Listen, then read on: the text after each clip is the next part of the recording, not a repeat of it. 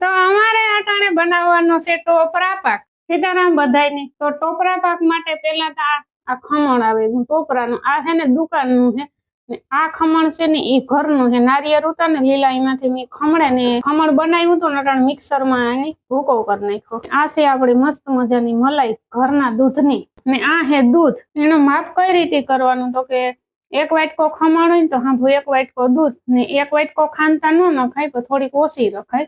તો એ પ્રમાણે માપ રાખવાનું. તો મેં 1 વાટકો ખમણ છે તો 1 વાટકો દૂધ મૂકી દીધું. દૂધ છે ને થોડોક ગરમ થઈ જાય ને ફેગું જો તર ઉપર વરે ગઈ તો એવીમાં આપણે નાખી દઈએ સ્વાદ અનુસાર ખાંડ. તો ખાંડ છે ને આપણે ઓગળે ગઈ દૂધમાં તો એવા આપણે નાખી દઈએ ટોપરાનું ખમણ. કેવો કલર આવે તો આ દૂધ છે ને બરે જાય ને ત્યાં સુધી આને હલાવ્યા રાખવાનું. દૂધ છે ને અટાણે ત્યાં સુહાઈ ગયું એલામાં વાઘરી છૂટું પડીએ. હેવ આપણી મસ્ત મજાની મલાઈ એડ કરી દઈએ.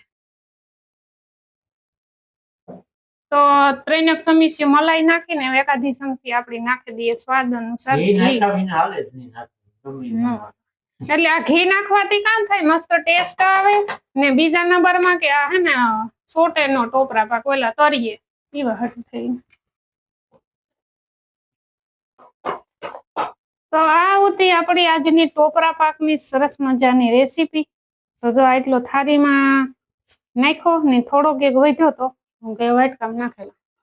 બનાવતા બનાવતા તો વૈશમાં 2-3 ફેરે ટેસ્ટ કર્યો તો એ કમ્પ્લીટ બને ગયો ને એનો ટેસ્ટ કરો.